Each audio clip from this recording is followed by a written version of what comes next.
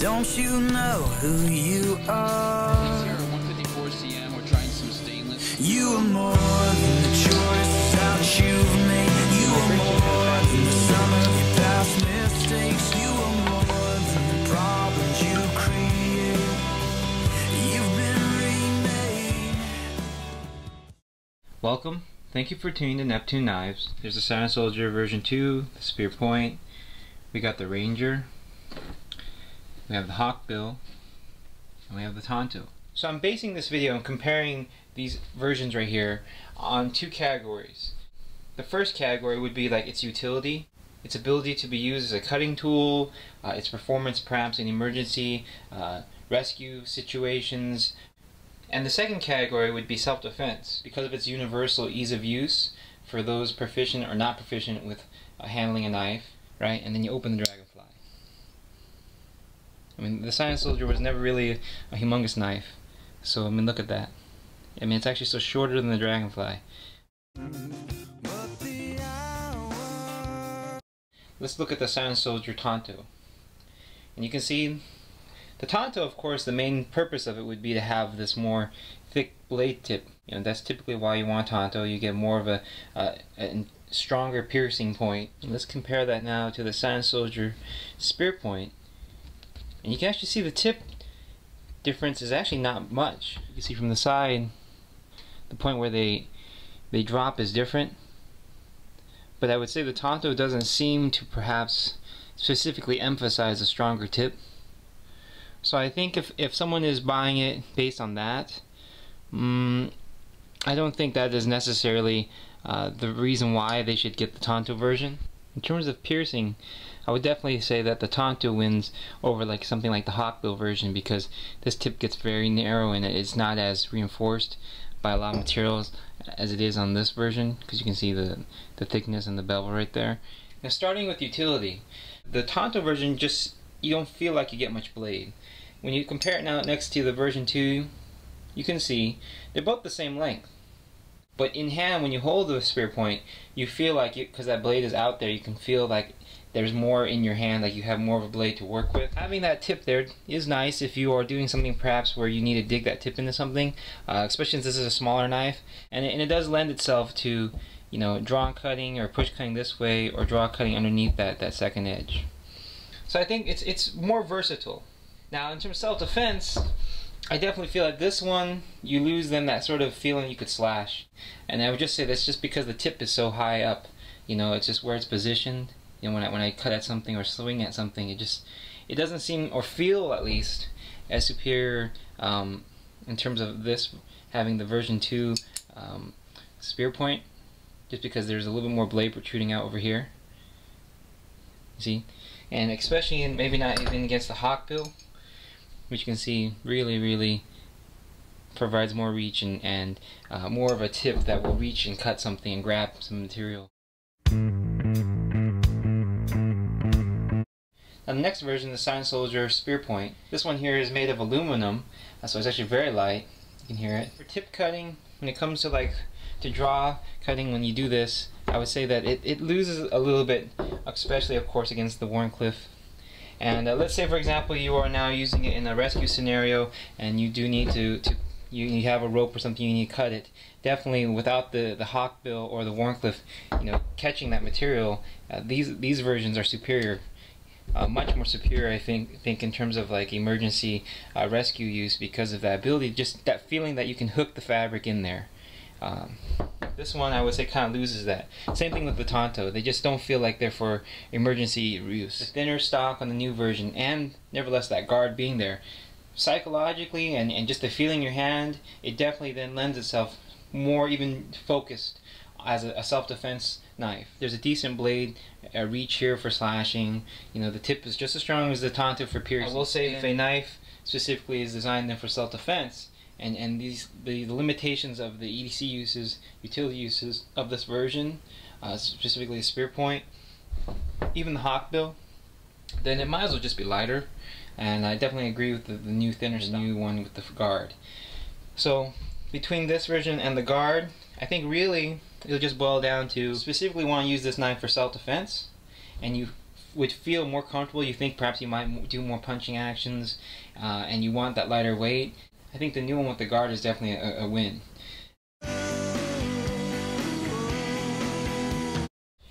Now the next version of the Hawkbill, yeah, you can definitely push cut like that. So that's good. If there's an emergency use and you need to, like, there's a rope or something, it catches. And then, like I said, with that tip, if you do, always end up cutting with the tip, sure, you're gonna have to sharpen it a lot, but you can do the general pull cuts very easily. Let's say now maybe you are someone in SWAT or the military, and you're gonna be piercing objects that are much stronger resistance. Then obviously you're gonna want that stronger tip. But this one definitely loses that, because the tip is definitely, you can kind of feel that. I mean, when you hold it, it's still really strong, but I would say definitely much more fragile than these versions here. So that's something to keep in mind in terms of self-defense. Compared to the original Spearpoint version, the reach of it is actually longer, and it does stick out more and more towards this direction. So when you pull and slash and cut like this, you will have a little bit more reach with this version. Would I say should it be thinner then and have a guard? It would be great, but then it would become even more fragile, the tip. So perhaps just the way it is right now is perfect. If I was to say between the Wharncliffe and the Hawkbill, having that straight edge definitely of the Wharncliffe version 1, is a good EDC utility blade shape. I mean, it's basically just a razor blade. And you can see here, this knife is actually much longer and actually different shape than the typical Sand Soldier. And I think this is why I want to make this video, because I don't think it's conveyed. And first of all, you can see the holes. If you look at the hole position, they're not even in the same position. Second, you can see this area right here, completely different also. And then actually the cutting edge, of course, the blade or the reach. Let's see if I put my hand here, right? Look at the difference in reach. Completely different. Of course, this Ranger version, the tip is very, very, very more fine. Compared to the Hawkbill, it's even more narrow. Look at that. The way it fits in your hand. So let's look really carefully. This finger hole is good. This little cutout right here. It can be a little bit narrow, depending what you're wearing. If you're wearing gloves or something, get your finger in there. For some people might feel, oh, that edge is a little bit close, but definitely sits in your hand. It would take a lot for it to ever roll over and cut you. I mean, you have this whole area to keep it, and you kind of just push it into that area of your palm, and it's secure. I mean, you can kind of have that finger wrap around, and it definitely feels really rock solid in your hand. Let's just say in terms of security, this one sits the same way in your hand, you can see. But because it's a little bit more extended, it feels even more or less prone to moving that direction. And you can see for somehow this right here, this position, even more feels like you can grab it like that. So in all actuality, though this one has more, I guess you say, like aggressive points, it definitely does dig into your hand more, but it feels more secure. I would say there's definitely a hot spot because of that. Definitely compared to this normal Sand Soldier, which is just nice and round. But the normal Sand Soldier feels like you're holding it all up here. This one actually is much more secure feeling, in my opinion. It feels more like you're getting at least a little bit more into your palm, and I like that. In a camp setting or outdoors, this one feels more like it's the one I would want to have with me, because you're just going to be able to use it more because of that feeling. It's more of a knife, not such a small little tool. You can see how the handle sits straight with the edge, not on the Ranger. You see, the handle starts to relief itself, like raise itself up, and because of that, your hand is more out of the way. And so if you can see here, compared to all the other ones, this is the only one that I can actually hold and push the edge and get the whole edge down. It's only the Ranger that does that. See, you pull and you cut it underneath that one, or you cut like this, right? See here, same thing. You can work that belly area a little bit, or you can use the tip hand of the way to get there. And then here we have the Spearpoint, and you can see this one still good, but definitely you miss all that cutting edge over here. Then you also have to see, where is that cutting edge start.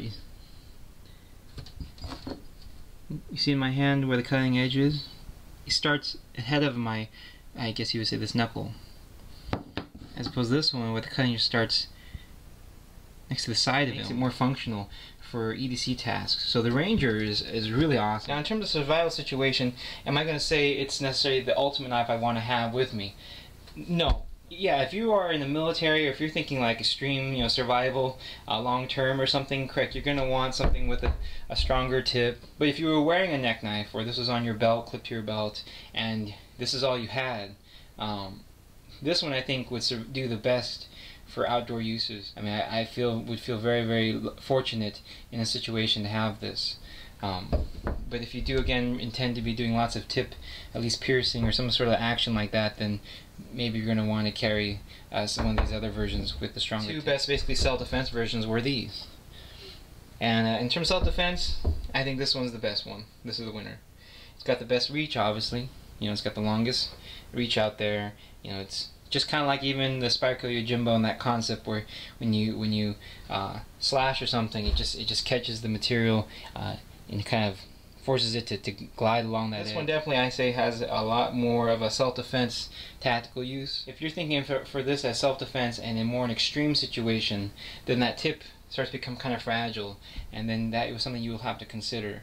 Because this one definitely, I would say, is more self-defense in a modern, you know, normal world setting where people are wearing just normal clothing.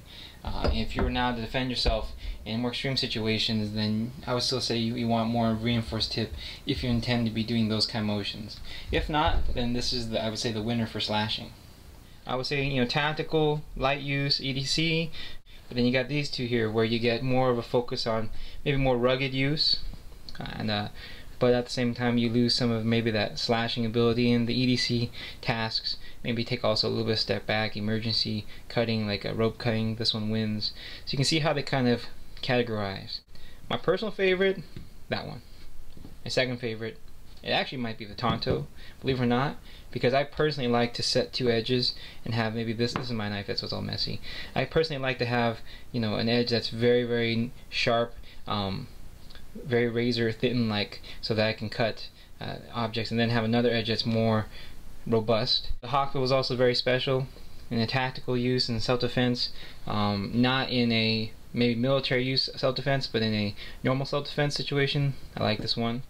This one I think is better than these two. And then that new guard one will be interesting. It is thinner, so I like that. It increases its EDC ability.